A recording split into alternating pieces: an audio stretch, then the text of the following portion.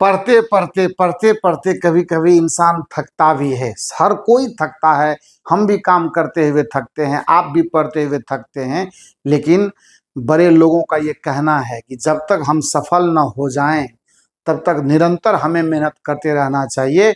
और अगर ऐसा करने में हम सफल नहीं होते हैं तो कहीं न कहीं एक नेगेटिव सेंस क्रिएट होता है, और उस नेगेटिव सेंस की वजह से हमें परेशानी हो सकती है।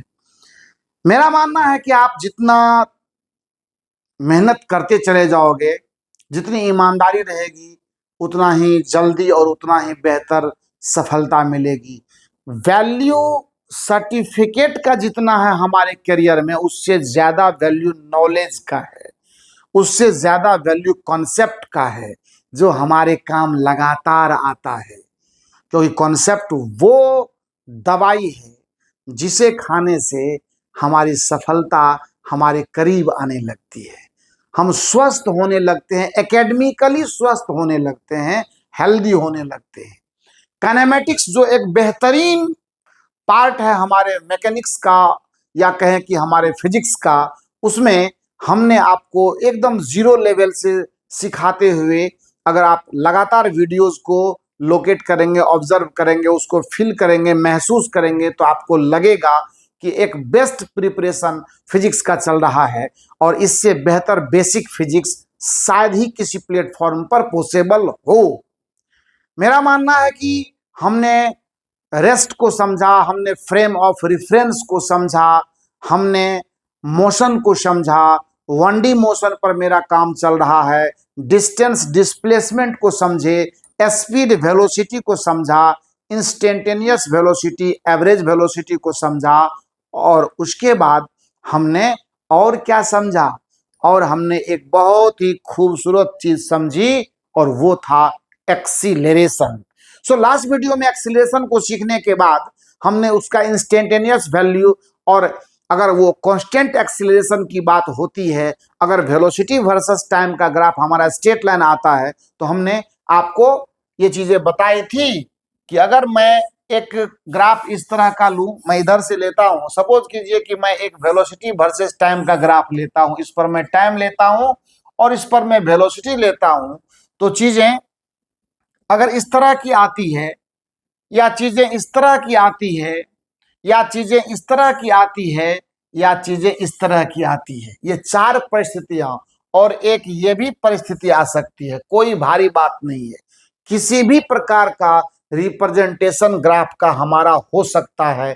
हमने चारों तरह के ग्राफ को, ये graph number A, graph number B, graph number C, graph number D और ग्राफ नंबर ई, एक ही प्लॉट पर हमने चारों सिचुएशन आपके सामने रखा है।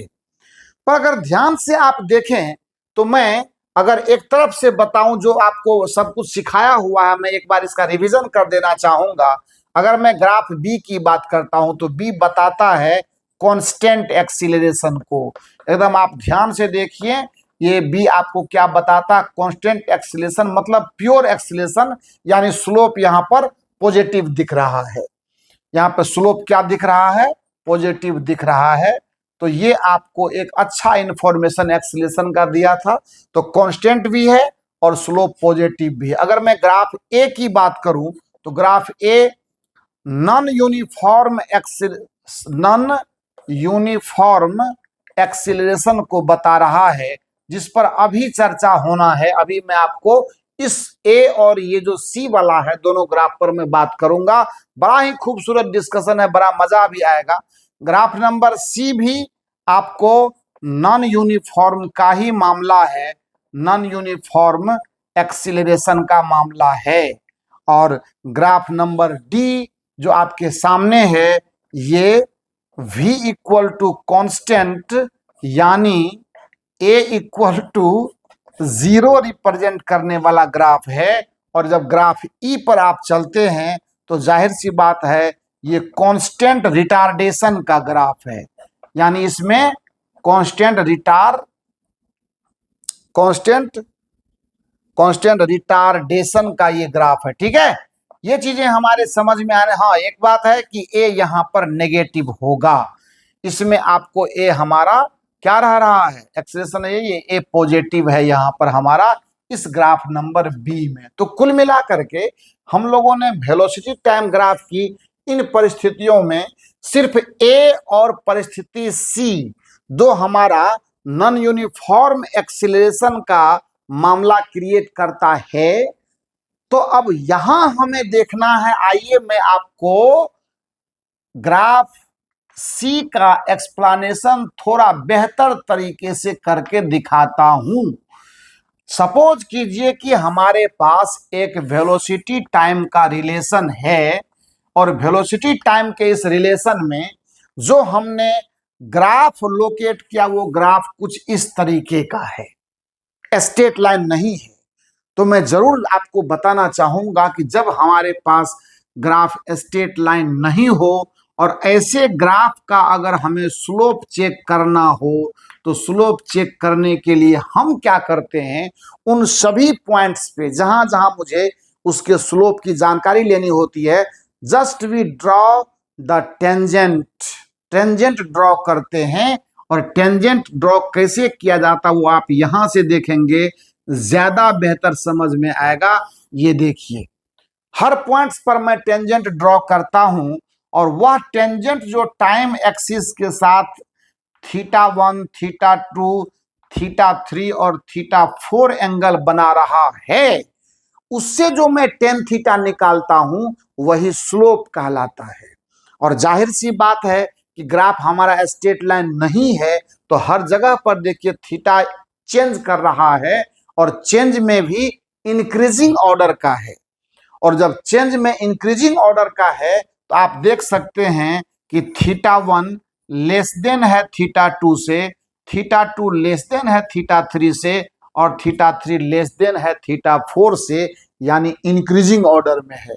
अभी क्या करते हैं, इसमें हम 10 वैल्यू लगा देते हैं, इसीलिए tan θ1 उसी के अकॉर्डिंगली चलेगा tan θ2 से, फिर tan θ2 से बड़ा हो जाएगा कौन, tan θ3, और ये इससे बड़ा हो जाएगा कौन, tan θ4। जाहिर सी बात है कि उस पॉइंट पर जो tan थीटा की वैल्यू है वो स्लोप बताएगा। तो आप लिखें, स्पष्ट लिखें, क्योंकि ये सीखना है। स्लोप एट पॉइंट ए से बड़ा होगा स्लोप एट पॉइंट बी, इससे बड़ा होगा स्लोप एट पॉइंट सी और इससे बड़ा होगा स्लोप एट पॉइंट डी। अच्छा, इन ऑल केसेस आप अगर गौर से देखें तो θ1 लेस देन 90 डिग्री, θ2 भी लेस देन 90 डिग्री, θ3 भी लेस देन 90 डिग्री एंड θ4 भी less than 90 degree. So in all cases ये तमाम स्लोप पॉजिटिव रहेंगे, ये तमाम स्लोप क्या रहेंगे, पॉजिटिव रहेंगे। और जब ये सभी स्लोप हमारे पॉजिटिव आ रहे हैं तो जाहिर सी बात है इन सभी पॉइंट्स पर एक्सीलरेशन का भी मान क्या होगा, पॉजिटिव होगा। तो एक बार और लिख सकते हैं हम लोग, और एक्सीलरेशन एट पॉइंट ए से बड़ा होगा एक्सीलरेशन एट पॉइंट बी, इससे बड़ा होगा एक्सीलरेशन एट पॉइंट सी और इससे बड़ा होगा एक्सीलरेशन एट पॉइंट डी। अच्छा, क्या इस रिलेशन को देख करके हमें यह पता नहीं पड़ रहा है कि एक्सीलरेशन कांस्टेंट नहीं है? Because just we see the changing acceleration and we can say increasing acceleration, increasing acceleration. भाई साहब, एक्सीलरेशन तो जब कांस्टेंट हो तो वो भी वेलोसिटी को इंक्रीज करवाता है, और यहाँ तो एक्सीलरेशन नॉन यूनिफॉर्म है, एक्सीलरेशन नॉन यूनिफॉर्म है एंड नॉन यूनिफॉर्म में भी इंक्रीजिंग एक्सीलरेशन है। तो जाहिर सी बात है वेलोसिटी काफी फास्ट ग्रो करेगा। और देखिए, आप ग्राफ पर देख सकते हैं, यहाँ कुछ है, यहाँ कुछ है, यहाँ पर आने के बाद कुछ है और यहाँ आने के बाद कुछ है। नॉन लीनियर रिलेशन है and increasing velocity increasing acceleration के साथ है। तो वेलोसिटी भी सेम रेट से इंक्रीज नहीं कर रहा है, because acceleration is not constant. So non uniform acceleration का ये ग्राफ वेलोसिटी वर्सेस टाइम का है। कोई दिक्कत नहीं, यूनिट वगैरह तो बाद की बात है, टाइम आप सेकंड में लो। इसका मतलब ये हुआ non uniformly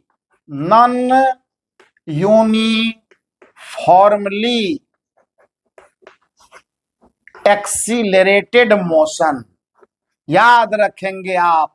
non uniformly accelerated motion का ये ग्राफ है, और उस ग्राफ में velocity increases fastly, velocity increases fastly, काफी तेजी के साथ बढ़ेगा, काफी तेजी के साथ वेलोसिटी इंक्रीज करेगा, और काफी तेजी के साथ वेलोसिटी इंक्रीज करने का जो रिजल्ट है यहां आप साफ लिख सकते हैं, ए इज नॉट कांस्टेंट।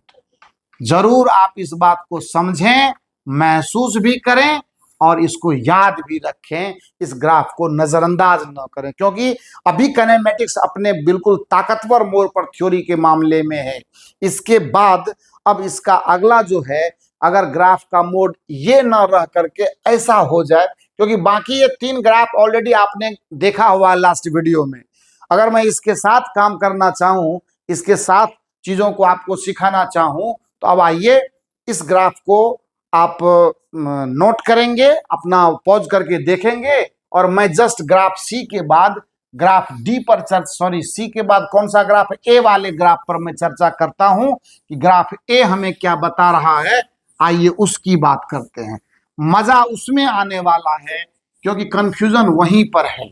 इधर जो भी काम है वो फॉर्मल है, आपको बड़ा अच्छा लगा, पर मैं आपसे सवाल पूछूंगा, ग्राफ ए का अगर मुझे डिस्कशन करना होगा, ग्राफ ए का अगर मुझे डिस्कशन करना होगा, तो उस ग्राफ को मैं लाता हूं एक बार फिर से प्लेटफॉर्म पर।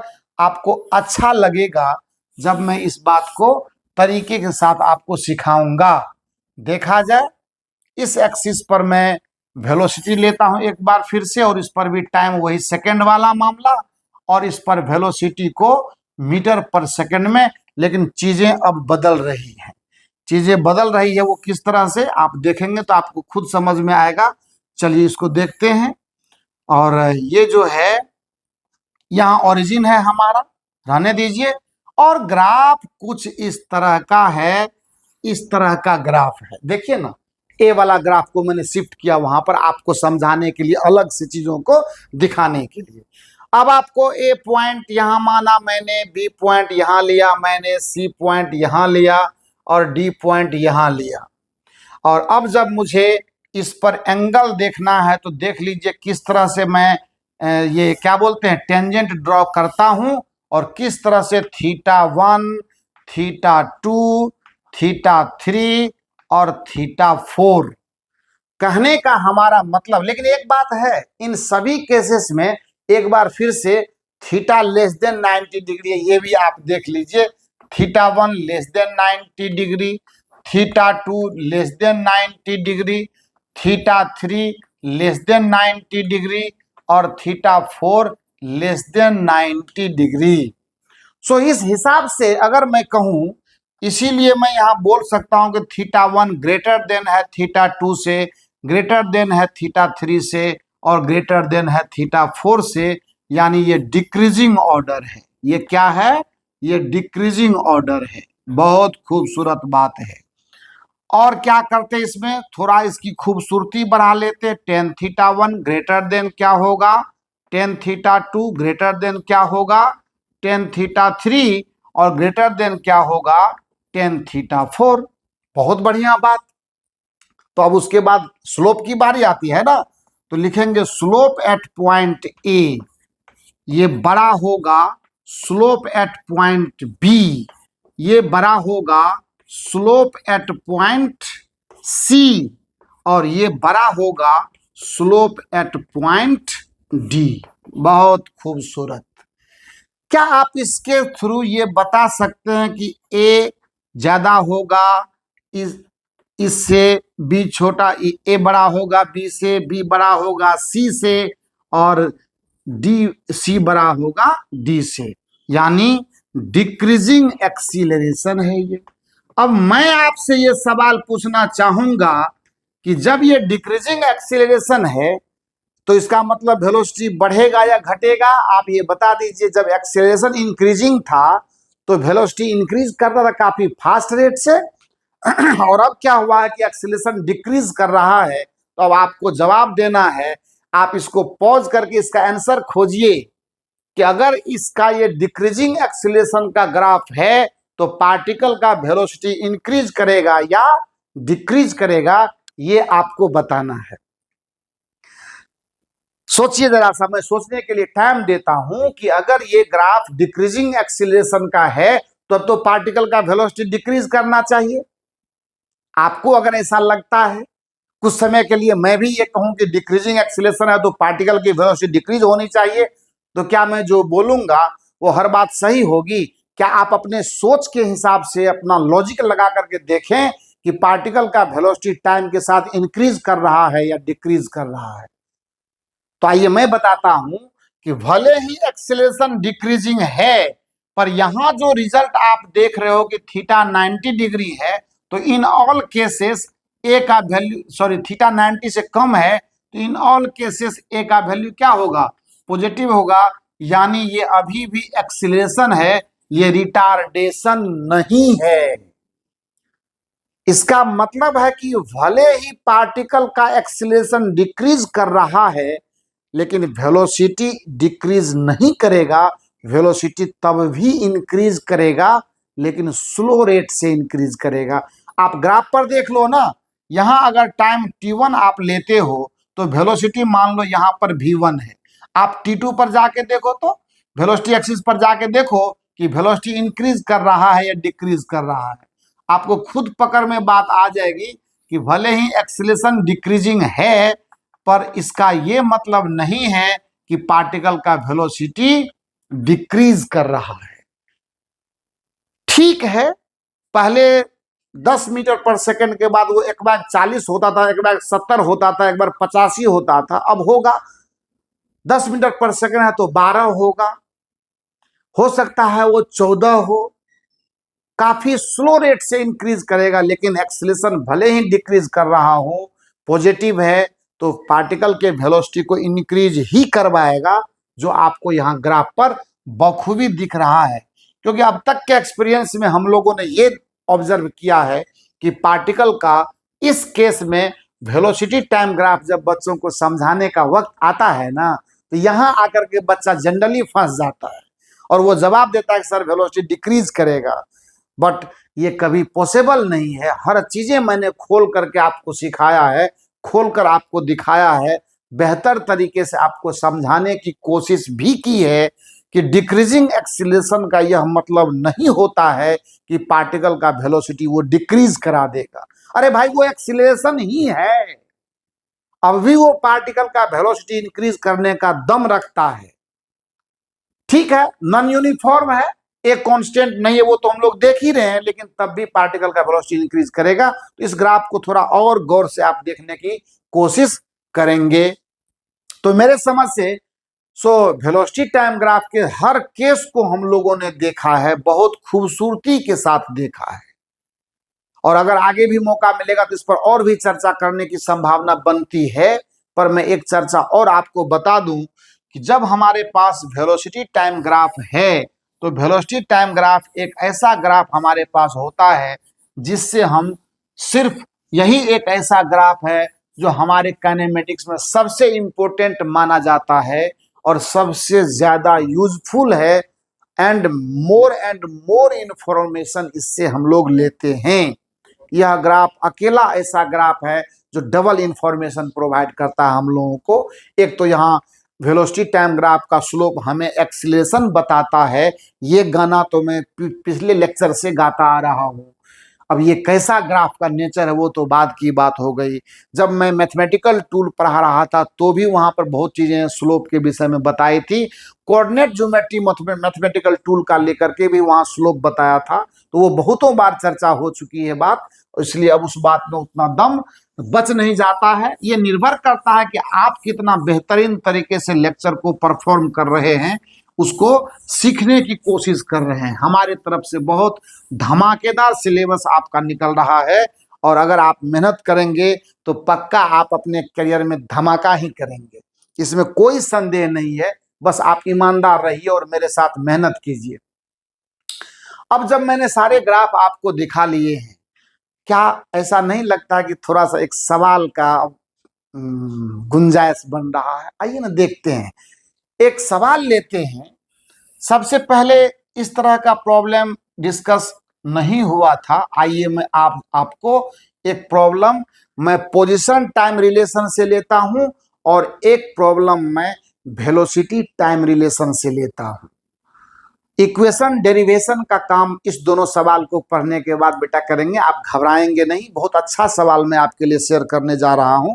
आइए 2 सवाल मैं करता हूं and both of the problems are very very important as far as learning of kinematical situations are concern. आप देखेंगे तो मजा आएगा आपको। आइए देखते हैं, the position time relation.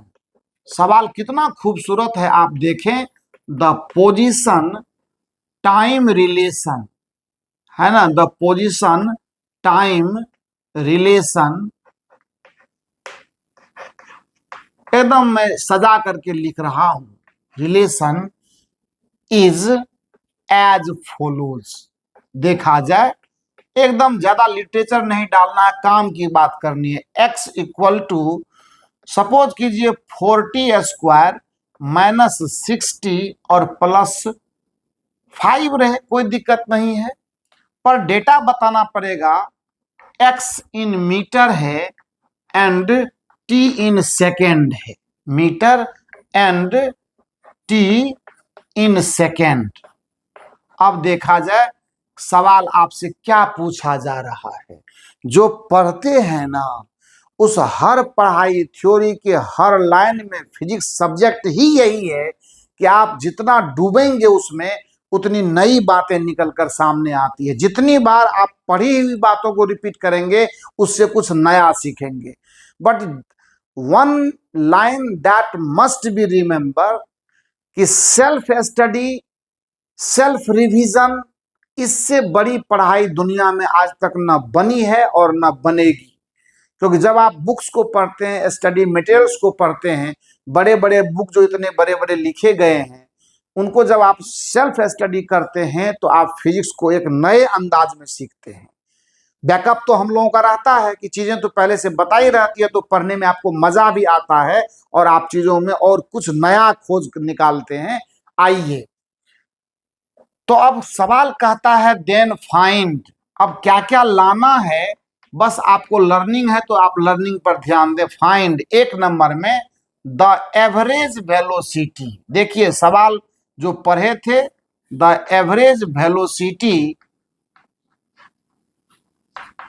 Eight t equal to 0 to t equal to suppose कीजिए हमने 3 सेकेंड लिया। और दूसरा डिमांड है द इंस्टेंटेनियस वेलोसिटी। यहां से क्लियर होगा हर चीज। Instantaneous velocity at t equal to 0, t equal to 2, t equal to 4 second. Suppose कीजिए इस तरह का सवाल एक आ गया हमारे पास। मैंने बहुत लंबा फाइल नहीं खोला है, यहां से कुछ सीखेंगे हम लोग। आइए देखते हैं बात को। अब सॉल्यूशन देने की बात आती है तो कोई परेशान होना नहीं, फुल्ली मैथमेटिकल है। हमारा गिवन इक्वेशन ये है, तो गिवन इक्वेशन को सबसे पहले यहां उठा करके लाइए। Given equation is x equal to 40 square minus 60 और प्लस 5। कुछ नहीं करना है। एवरेज वेलोसिटी का मतलब होता है इनिशियल पोजीशन और फाइनल पोजीशन निकाल करके डिस्प्लेसमेंट निकाल दीजिए, that will be average displacement. और टाइम इंटरवल तो अपन को मालूम है ही, यहां पर t इक्वल टू 0 से उठेंगे और t इक्वल टू 3 सेकेंड के बीच आ जाएंगे। तो हम क्या करते हैं, इनिशियल पोजीशन यहां शुरू करते हैं, इसीलिए इनिशियल पोजीशन। अगर मैं इनिशियल पोजीशन की बात करूं तो मैं लिखूंगा जो पहला time interval t equal to 0 पर है ना, पोजीशन एट मैं लिखूंगा t इक्वल टू 0, तो ये x1 के नाम से जाना जाएगा। एकदम अच्छे से समझना है, क्योंकि सीखना आपको है और बढ़ना आपको है। अगर यहाँ t 0 रखेंगे तो ये दोनों खत्म हो जाएगा। हमारे पास पहला पोजीशन 5 मीटर का आ गया। अब मैं क्या करता हूं, दूसरा पोजीशन खोज निकालता हूं, फाइनल पोजीशन। फाइनल पोजीशन जब मैं लाऊंगा तो इसके लिए फाइनल टाइम इन्वॉल्व करूंगा, किसमें, उसी इक्वेशन में। एट t इक्वल टू शायद 3 सेकेंड है, देखिए यहाँ पर t इक्वल टू 3 सेकेंड है, इसको मैं x2 बोलता हूं और इसी इक्वेशन में t का वैल्यू 3 सेकेंड डालूंगा मैं। तो 4 इंटू 3 का square minus 6 into 3 and plus 5। जैसे ही मैं ये डाल दूंगा अपन को final position of the particle पता पड़ गया। और जब एक बार ये पता पड़ गया, 3 तिहाई 9 चौक 36 माइनस 6 तिया 18 एंड प्लस 5, 36 5 कितना होगा 41 एंड माइनस 18, ये मीटर में आ जाएगा। ये सभी मीटर में आएंगे। 11 में 8 जाएगा तो 3 बचा और 3 में से 11 2 23 मीटर। सो जब एक बार हमें फाइनल पोजीशन मिल गया, हमें इनिशियल पोजीशन मिल गया, तब तो डिस्प्लेसमेंट निकाल देंगे ना हम। आइए निकालते हैं। इसीलिए डेल्टा एक्स बराबर x2 माइनस x1, ये है कहलाता है एवरेज डिस्प्लेसमेंट का मैग्नीट्यूड का मामला चल रहा है। ये इक्वल टू होगा 23 माइनस 5 मीटर। और आप अगर ध्यान से देखें तो 13 में से 5 गया तो 18 5, 18 मीटर ये आपका एवरेज डिस्प्लेसमेंट का वैल्यू आ गया। और टाइम तो पता ही है ना कि 3 सेकंड में से 0 घटेगा तो 3 सेकंड आएगा।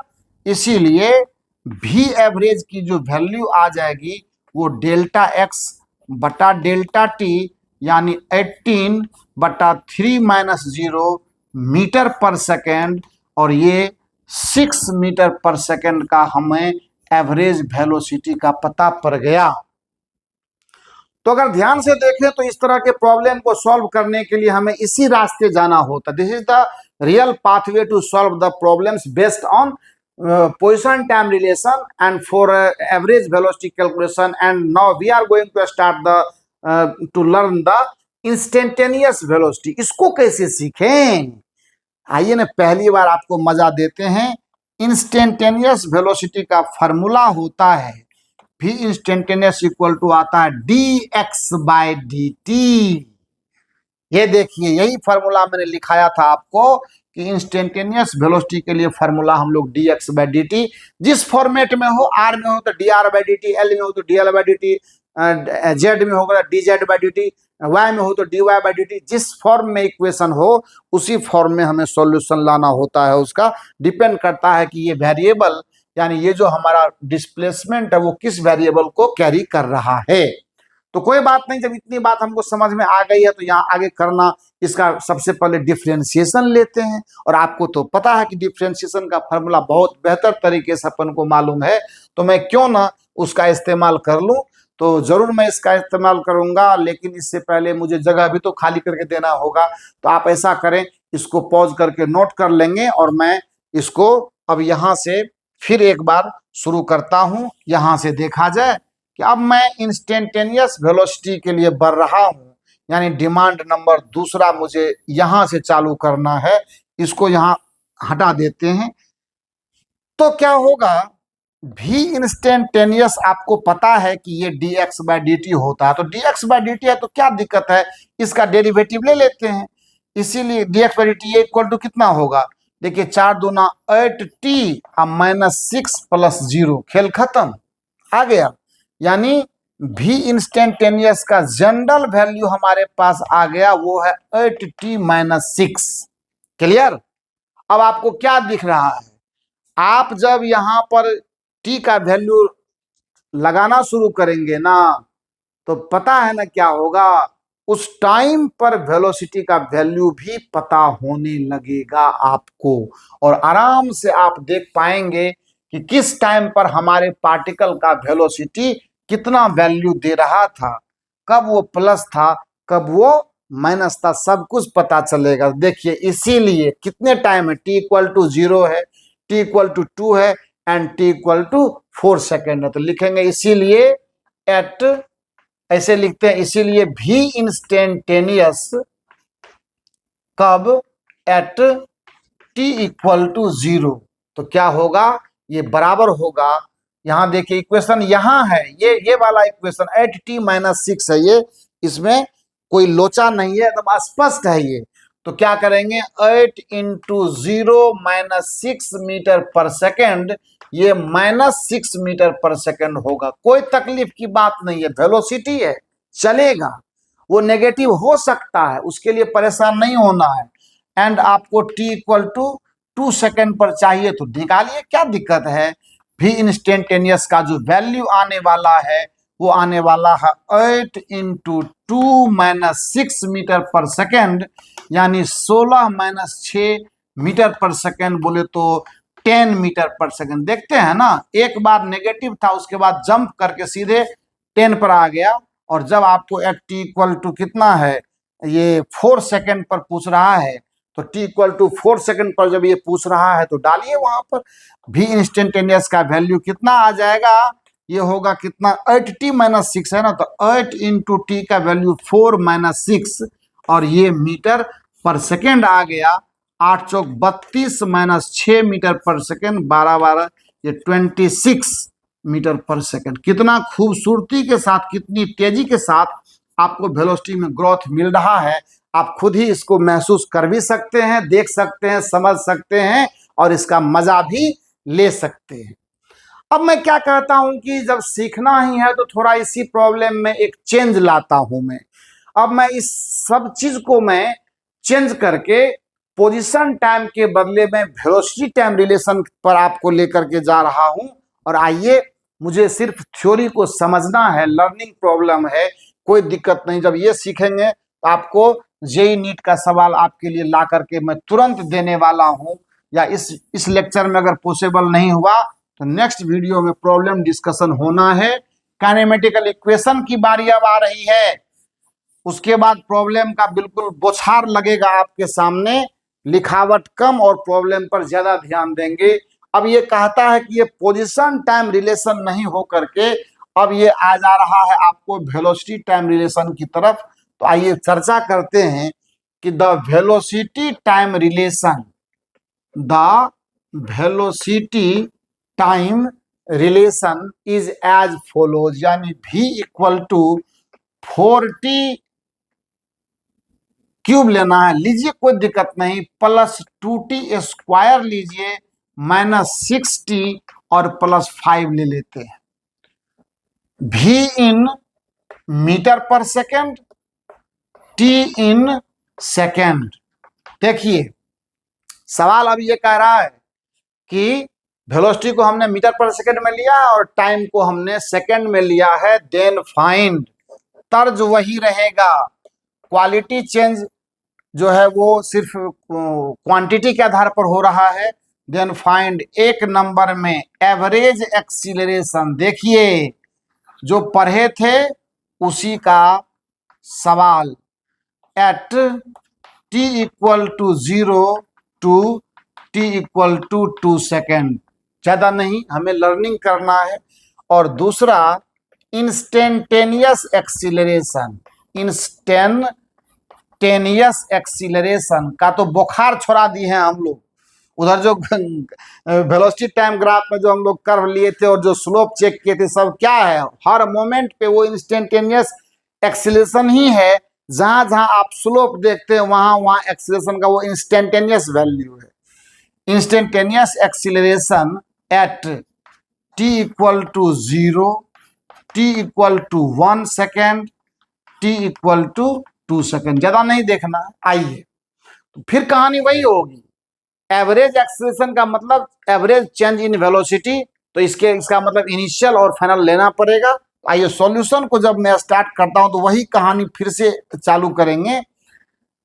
इनिशियल वेलोसिटी, यानी इनिशियल वेलोसिटी से हमारा मतलब है क्या, वेलोसिटी v1 एट कहां पर, ये देखिए हमको कहां डिमांड किया गया, ये वाला डिमांड है ना हमारा, t इक्वल टू 0 से लेकर के t इक्वल टू 2 सेकेंड के बीच। तो एट t इक्वल टू 0। अब बताइए वेलोसिटी का फॉर्मूला यहाँ है कि नहीं, इक्वेशन है कि नहीं, v equal to 4t cube plus 2t square minus 6t plus 5। अच्छा, परेशान हो जाते हैं ना आप, लगातार लगातार लगातार, जैसे लगता है कि कोई आंधी तूफान आने वाला, सर तो लगातार पढ़ा रहे हैं, बीच में तो हम लोगों से कोई बातें भी नहीं करते हैं। अरे करेंगे भाई, आपसे नहीं बातें करेंगे, आप ही के साथ तो रह करके हम लोग भी खुश रहते हैं, हमें भी आप ही के साथ बात करते हुए मजा भी आता है। कहानियां हैं, बहुत सारे चुटकुले हैं, बहुत सारी बातें हैं, गीत है, संगीत है। अरे हमारे साथ नहीं तो कम से कम आप पढ़ाई के बीच में थोड़ा सा हेडफोन लगा करके मजा तो ले सकते हैं, कोई अच्छी कहानी, कोई अच्छा गाना, कोई रील देख करके। लेकिन फिजिक्स से फिर जुड़ाव रहना चाहिए, काम के बीच में एंटरटेन भी और काम भी उतनी मजबूती के साथ। तो यहाँ ये जनरल है, तो V1 का वैल्यू क्या होगा बोला जाए, V1 का वैल्यू t इक्वल टू 0 रख दीजिए आप इसमें, तो t इक्वल टू 0 रखें, ये टर्म खत्म, ये टर्म खत्म, ये टर्म खत्म, यहाँ आ गया कितना 5 मीटर पर सेकेंड, बहुत बढ़िया। और जब V1 आ गया तो अब हमारे पास क्या होगा, V2 बराबर, यानी फाइनल वैल्यू, ये इनिशियल है और वो फाइनल V2, जो हमने फाइनल वेलोसिटी आपको बताया हुआ है, final velocity at t equal to 2 second है सर, ये देखिए t इक्वल टू 2 सेकेंड है, तो t इक्वल टू 2 सेकेंड पर जो हमें वेलोसिटी मिलेगी ये होगा बराबर, देखा जाए इक्वेशन यहाँ है ना, तो 4 इंटू 2 पर पावर क्यूब प्लस 2 इंटू 2 पर power square minus 6 into 2 and plus 5। Solve कर दे, 8 चौका 32 हो जाएगा, 4 दूना 8 हो जाएगा, minus 12 plus 5 metre per second, metre per second. 32 8 40, 40 5 45, 45 घटो 12 metre per second equal to 5 में 2 गया 3, 4 में 1 गया 3, 33 मीटर पर सेकेंड। अब बताइए V2 पता है, V1 पता है, T2 पता है, T1 पता है, इसीलिए A average equal to delta V बटा डेल्टा T बराबर V2 माइनस V1 बटा T2 माइनस T1। आइए V2 की वैल्यू 33, V1 का वैल्यू यहां से 5 और T2 का वैल्यू 2, T1 का value 1 metre per second square. तो 13 में से 5 गया 8, 8 बटे 2 28 बटे 2 मीटर पर सेकेंड स्क्वायर, ये हो गया 14 मीटर पर सेकेंड स्क्वायर। यानी आपके पार्टिकल के वेलोसिटी का जो रिलेशन दिखाया जा रहा है टाइम के रेस्पेक्ट में, उसमें अगर t इक्वल टू 0 से लेकर के t इक्वल टू 2 सेकेंड के बीच में एवरेज एक्सीलरेशन की तलाश आपको अगर है तो वो ये वाला वैल्यू है, 14 मीटर पर सेकेंड स्क्वायर के एवरेज एक्सीलरेशन से आपके पार्टिकल का वेलोसिटी क्या हुआ है, इंक्रीज किया है। ये तो भाई साहब हो गया average acceleration in between t equal to 0 to t equal to 2 second. लेकिन जैसे ही हमें इंस्टेंटेनियस एक्सीलरेशन के विषय में चर्चा करना होता है तो हमारे राग बदल जाते हैं, हमारा धुन भी बदल जाता है, और वो क्या हो जाता है, तो भी इंस्टेंटेनियस की कहानी, सॉरी ए इंस्टेंटेनियस की कहानी dv बाय dt से शुरू होती है। हालांकि इसका एक और भी रिलेशन हम लोग ऑब्जर्व करेंगे, लेकिन अभी जहां है वहां की बात कर लें, जो होता है dv बाय dt। हो गया मामला खत्म, ये भी मैंने आपको सिखाया हुआ। टाइम वेलोसिटी टाइम इसके इस इक्वेशन को टाइम के रेस्पेक्ट में एक बार डिफ्रेंशिएट कर देते हैं। यहाँ हमारे पास है v equal to 4t cube plus 2t square minus 6t plus 5। तो dv बाय dt का वैल्यू क्या आ जाएगा देखा जाए, सो dv बाय dt को 4 तिहाई 12t square plus 4t minus 6 plus 0 आ गया। ये इक्वल कितना आ गया, ये आ गया हमारा 12t square plus 4t and minus 6। ये इंस्टेंटेनियस एक्सीलरेशन का जनरल वैल्यू आ गया। अब आप ध्यान से अगर देखें तो इसके एग्जैक्ट वैल्यूज को कैसे हम लोग ले पाएंगे तो टाइम का वैल्यू रखते चले जाएंगे उस इक्वेशन में। कहते हैं और जब हमारे पास ए इंस्टेंटेनियस का ये वैल्यू आ गया है, जो है कितना, मैं फिर से एक बार लिखता हूं, ये है हमारा 12t² प्लस 4t एंड -5। तो रखते चलिए t इक्वल टू 0 पर, at t equal to 0 A instantaneous का वैल्यू होगा कितना, देखा जाए यहाँ पे। अब देखिए यहाँ 0 0 यानी होगा -5 मीटर पर सेकंड स्क्वायर। अरे बेटा ये तो रिटार्डेशन का फॉर्मेट दे रहा है, देखिए ना कैसे मजा आता है। एट t इक्वल टू 0 के बाद जब मैं t इक्वल टू 1 सेकेंड पर देखता हूं तो t इक्वल टू 1 सेकेंड पर a की जो वैल्यू आएगी वो कितनी आएगी, यहां से देखिए 12 plus 4 minus 5 metre per second. इसको देखिए कैसे तुरंत 16 में से 5 घट गया तो 11 मीटर पर सेकेंड स्क्वायर आ गया।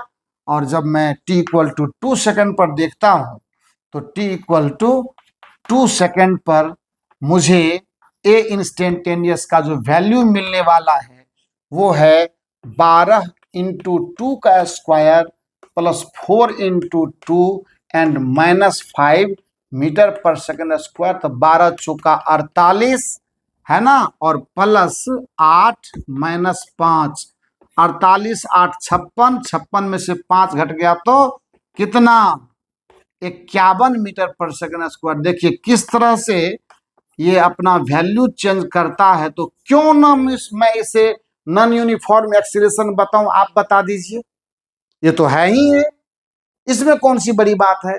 तो ये नॉन यूनिफॉर्म एक्सीलरेटेड मोशन का ये प्रॉब्लम था। तो आज के इस प्रॉब्लम में वेलोसिटी टाइम ग्राफ और पोजीशन टाइम ग्राफ पर आधारित हमने दो बेसिक प्रॉब्लम आपके साथ शेयर किया है, और साथ में जो एक्सीलरेशन का रिलेशन यूनिफॉर्म नॉन यूनिफॉर्म के कंडीशन में जो वेलोसिटी टाइम ग्राफ अगर मेरा स्ट्रेट लाइन नहीं है तो इंक्रीजिंग और डिक्रीजिंग एक्सीलरेशन के कंडीशन में किस तरह से हम लोग चीज़ों को देखते हैं, समझते हैं और समझें। थोड़ा लेक्चर को गौर से समझिएगा, बहुत मजा आएगा, बहुत डीप कॉन्सेप्ट का चीज़ है, थोड़ा गौर करने वाला। डीप कॉन्सेप्ट क्या रहेगा, पढ़ने वाले के लिए हर चीज़ आसान है, और आज तो इतना ईजी कर दिए हैं हम लोगों ने आपके सिलेबस को कि बहुत मेहनत करके एक एक तिनका तिनका की बातें आपके लिए बिल्कुल ओपन वे में रखी जाती है।